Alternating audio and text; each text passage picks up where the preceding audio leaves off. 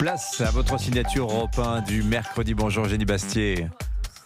Micro s'il vous plaît en régie pour Eugénie. Bonjour Eugénie. Bonjour à tous, vous m'entendez? Voilà, ça y est, on vous entend. Non, c'est parfait.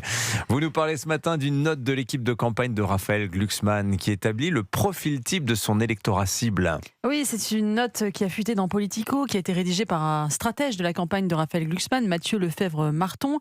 Il établit les publics que l'eurodéputé devrait cibler en priorité dans sa conquête du pouvoir. Alors d'abord, il y a vraiment le cœur de cible, les fidèles. Ils ont entre 50 et 80 ans, ce sont des CSP+, majoritairement dans la fonction publique ou retraités. Ils gagnent plus de 3 500 euros par mois. Ils vivent plutôt en moyenne et grande métropole. Ce sont d'anciens électeurs du Parti socialiste. Alors que les profs de lettres et les retraités lecteurs de Télérama soient plus susceptibles de voter Glucksmann, nul besoin d'avoir fait Sciences Po pour le savoir.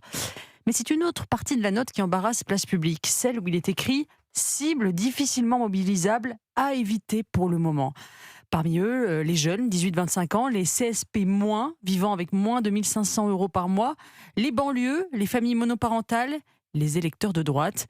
On n'est pas loin du panier des déplorables de Hillary Clinton pendant la campagne américaine de 2016. C'est ainsi qu'elle avait désigné les électeurs irrécupérables de Trump. Alors cette fuite a indigné toute une partie de la gauche qui accuse Raphaël Glucksmann d'être le candidat des bourgeois en résumé. Oui, évidemment, les insoumis qui haïssent encore plus Raphaël Glucksmann que Jordan Bardella se sont aussitôt rués sur l'information, dénonçant un candidat des riches, des gens de droite méprisant le peuple.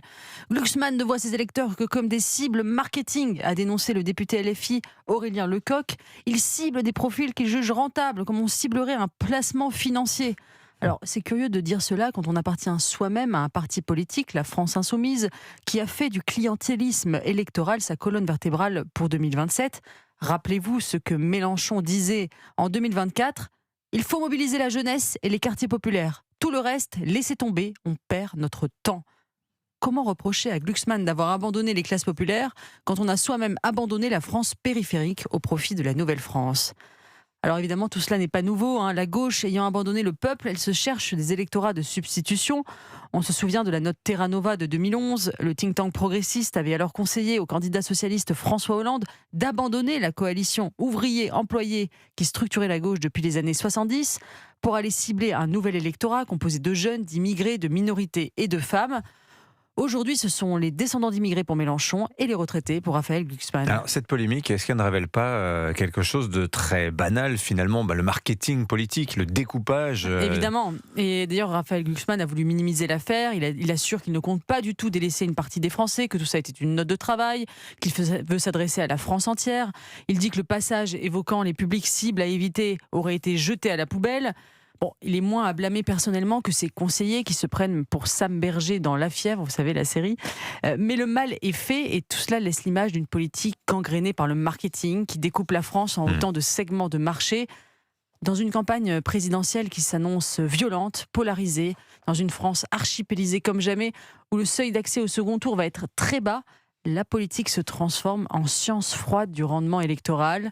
Identifier les segments porteurs, éviter les terres perdues d'avance, maximiser les gains marginaux. Le citoyen se transforme en consommateur. Alors, comme le dit la formule consacrée, imagine-t-on le général de Gaulle commander un PowerPoint avant de lancer l'appel du 18 juin ? La France mérite mieux que ces spin-docteurs déconnectés vendant son corps à la découpe. Signature Europe 1, Eugénie Bastier. Merci beaucoup Eugénie.